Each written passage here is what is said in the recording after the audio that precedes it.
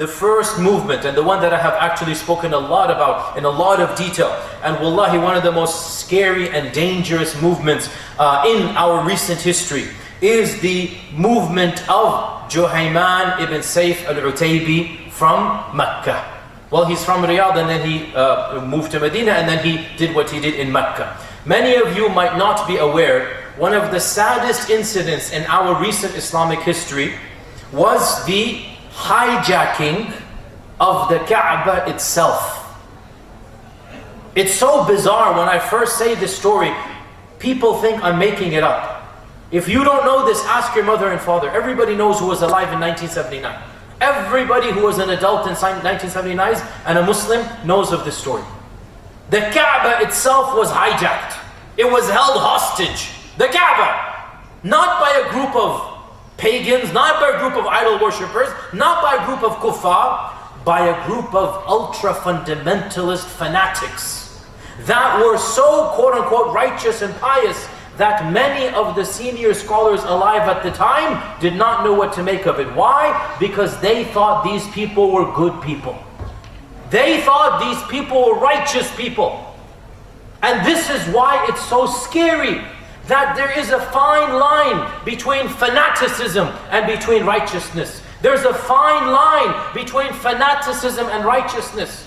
And that line is sometimes difficult to distinguish, even for people of great knowledge and great stature. Who is this man, Juhayman? To be very brief, and I've spoken about this in a lot more detail, and I've also presented academic papers about this individual and his thought. Juhayman lived an average life. He joined the National Guard as a young man, and he became more and more religious. As he became older, he eventually quit the National Guard, and he's living at a time in the 60s and 70s when Saudi Arabia is for the first time experiencing money, materialism.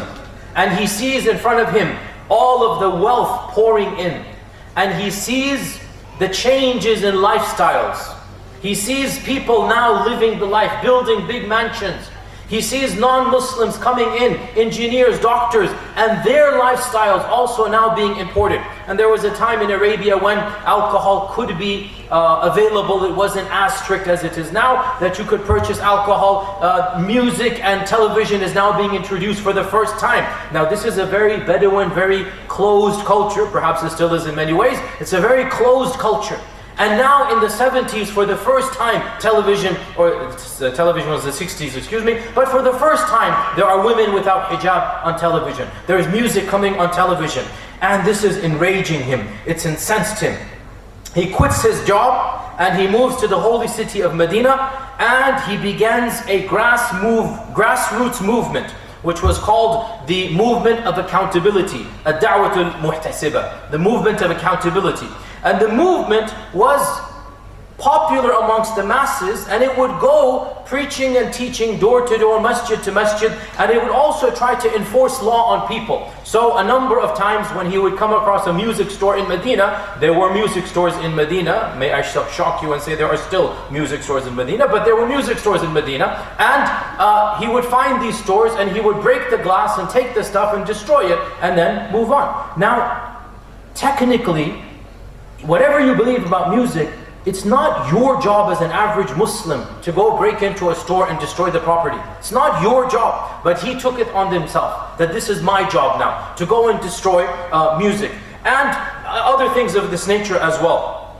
And he started criticizing the Saudi government, the royal family, for what he perceived to be the excesses of the government, for the lifestyle of the princes and the playboys and whatnot, and what is happening to our society. Our religion is becoming bad and whatnot. And eventually in 1976, Juhayman decided to start a smaller, private, secret movement.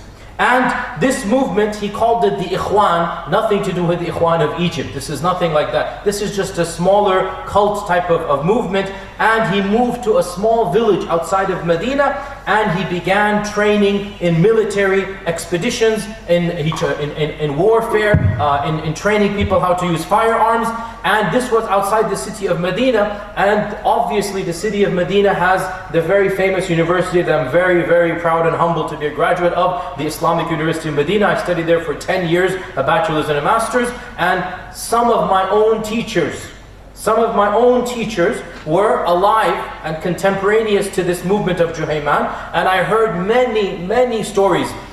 For some reason I always had an interest in this story, and so as long back as I can remember, I'm always asking my teachers about stories. So I know a lot of the internal stories that you're not going to find in the newspapers and whatnot from this story. And some of my own teachers knew people that were part of Juhayman's movement. One of my teachers was a friend of Juhayman, actually was in his house a few days before the Meccan attack, and he didn't know what Juhayman was going to do. In any case, Juhayman started preaching a new theology that was very top secret. What is that top secret?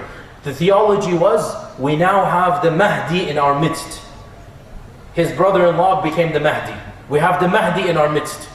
And this Mahdi shall overtake the Haram, shall destroy the forces that are sent against him, and we shall establish peace on this earth. We shall eliminate the evil of the Saudi royal family, we shall eliminate the evil of Saudi Arabia, and there will be peace on earth. What is the means for this achievement? We need to go straight to the Kaaba and take control of the Kaaba. Why? Because there's a hadith in Abu Dawud. In fact, it's not just Abu Dawud, it's also in Bukhari and others, that our Prophet ﷺ said that a man, the Mahdi, shall flee from the oppression and seek refuge in the Kaaba. And armies will be sent to destroy or to kill him, but Allah will cause the earth to swallow those armies up. Now this is the hadith. What did Juhayman do? He wanted to make a real-life movie out of the hadith. He wanted to make a script out of the hadith. And he decided, why don't I play the actor of the Mahdi? Or my brother-in-law play the actor of the Mahdi. And Allah will then execute the script on my behalf. And this is not allowed in Islam. You don't execute the hadith of the Prophet upon yourself as if he meant you. And in fact, many of the ahadith don't apply to him, because the Mahdi shall flee, not take the Kaaba hostage. The Mahdi won't have an army. He had 600 people, armed guards taking the Kaaba hostage. The Mahdi will not kill any innocent people, and Juhayman killed at least 100 people. So the point being that he thought he's implementing the hadith. So what did he do? On the 20th of November in 1979, which corresponds to the 1st of Muharram, 1400. So he wanted to be at the beginning of the Islamic New Year. Why? Another hadith. What is that hadith? At the beginning of every 100 years, Allah will send a renewer, a mujaddid. So he thought, let me use the hadith of Abu Dawud and the hadith of the mujaddid. Let's put them all together on the 1st of Muharram, 1400 Hijrah. I will attack the Kaaba or take the Kaaba hostage. So what he did was, before Salat al-Fajr, he entered the Haram, and he entered the Haram with biers, the funeral pyre, the funeral processions of the coffins. But instead of dead people, those coffins actually had machine guns in them. And in those days, there was no checking at the Haram door. All of this checking in Saudi Arabia began after 1979. In those days, there were no armed guards in front of the Haram. Who could ever imagine somebody would attack the Haram? In those days, Saudi Arabia was a very different place. So, Juhayman enters with dozens of these funerals, fake funerals in different areas, and his followers congregate. There was a basement in the Haram, and after Salat al-Fajr, Juhayman positions himself behind the Imam. As soon as the Imam finishes, it was actually Sheikh Subayl. Sheikh Subayl is still alive right now as we speak, very elderly man. It was Sheikh Subayl was leading Salat al-Fajr. As soon as the Sheikh finished Salat al-Fajr, Juhayman's man pulled out his gun and took the microphone by force, and Juhayman began telling all of the people in the Haram that lo and behold, the day of judgment is close, the Al Saud is the worst government in the world, the Saudis are losing their religion, and we have the Mahdi. So come forth and give your oath of allegiance to the Mahdi. And of course the people are totally confused. Many of them don't understand Arabic. right? Most of them are Pakistani, Indonesian, Malay. They have no idea what's going on. But he locked the doors down and shut off all the exits, and thus began a long siege, which I don't have time to get into. It's been documented in other places. For almost 2 weeks, the people were held hostage. The Kaaba itself was held hostage. Tawaf ceased to be performed. The 5 daily salawat were not said. And when the Saudi forces, who no doubt there's a lot to blame in terms of their military maneuvers, it's not my point here to point out which side did more of the mistakes. My point is to point out Juhayman's fanaticism.